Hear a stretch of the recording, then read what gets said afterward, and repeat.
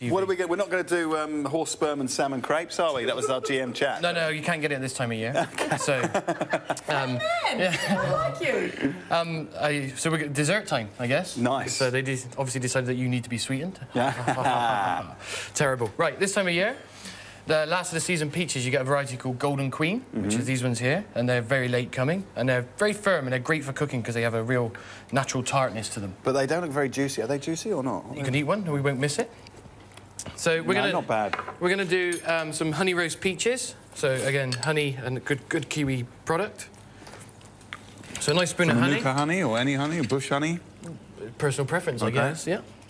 And I was hoping that would have been a little bit hotter, but. Yes. The thing is, don't fiddle with it. You have to leave it on the thing. So we're gonna just sort of slightly caramelise the honey, just to take that slight sweet edge off of it.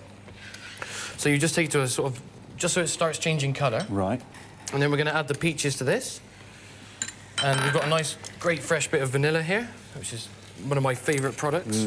I love the smell of vanilla. God, it's good, isn't it? I'd never seen it until last week. So you just remove the seeds. Always get like a little jar of, you know, not the real... cheats way, yeah. Wow, yeah. They are quite expensive, but they're worth using if you can. Yeah. And we're just going to chop these into little pieces just so we can use them in the final dish. Do you eat them as well, then, or do they just flavour it? Just flavour it, yeah. The seeds you eat, and then the pods would be obviously too chewy and wouldn't be good to eat. Okay. So we're just going to glaze them off in the honey. And then we've got a little bit of orange here. We're just going to add to the pan. Ooh. So what's the acidity doing to that, then? You've got the sweetness of the honey? Yeah, so the orange goes really well with peach, and again, it'll just help break down that sweetness from the honey.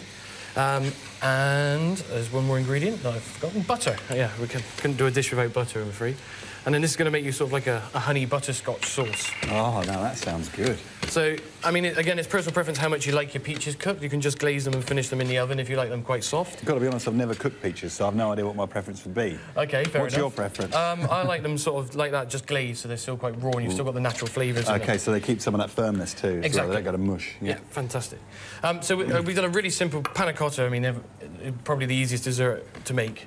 You literally just boil cream with sugar, add a flavour and add gelatine. So we've gone with Frangelico, which is obviously a wild hazelnut liqueur.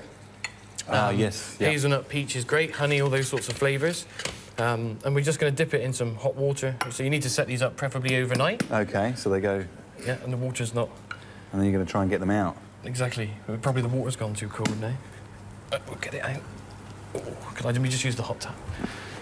That was really bad. There we go. Sorry. How are we going? That's all right. We've freed it. Oh, nice one. Sorry. There we go. So, really simple. Sits on the plate. This is going to look impressive, isn't it? This is going to be one of those, you know, fancy restaurant things. I can see it. This one's not too bad. Yeah? But, and then we've just got, like, a nice bitter chocolate sauce, which is quite thick, and you could warm it if you like your chocolate. Obviously, then just use it as a pouring sauce.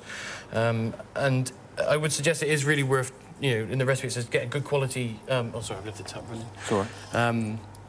Cocoa powder, because you need less and it will give it a real chocolate flavour rather than just using, like, you know, cheaper drinking chocolate. OK, so you get the cocoa powder. What do you do with it then? So you boil up your sugar and water, and then you thicken it with some corn flour and cocoa powder, and then you finish it with some chocolate. Right, and that's it? And yeah, and then you just Or you could just melt a bar of chocolate? Yeah, I mean, OK. If you like that. Yeah, so we are just going to... You're going to paint the plate? Exactly. Look at that. And that's all you need? Is that enough? Again, if you like chocolate, go crazy. Serve it on the side. It's up to you. And then, really simple, we're just going to finish with these nice warm peaches. Just stack them up. It's looking good. And then, obviously, with the Frangelico being hazelnut, we actually are going to use some roasted hazelnuts. So you just pop them in the oven. So that's the liqueur you're on about? It's hazelnut liqueur? It's a hazelnut-flavoured liqueur. So you just pop them in the oven, a medium-heat oven, for a few minutes till the skins start to blister. And then just use a tea towel and just rub it together so the skins come off. Yeah.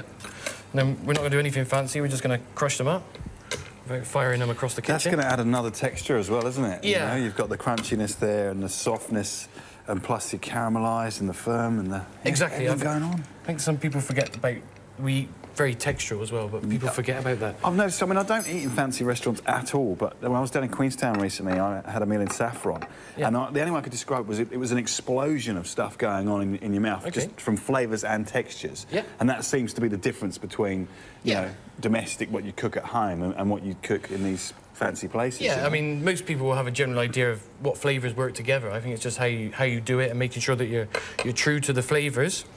You know, and keep it quite natural. That's the way I work anyway. We try and keep our flavours sort of natural. But, I mean, although the recipes look complicated when you actually see it, it's not... Not that hard, eh? Well, yeah. You could simplify it slightly, this one. Yeah, I mean, this is Panna Cotta is just, you know, really simple, and you can adjust the flavour. As long as you've got a good basic Panna Cotta recipe, it's really easy to adjust the flavours and have a play with the flavours. So did you just put some mint on there as well? Yeah, I mean, it doesn't really add anything except for a little bit of colour. I mean...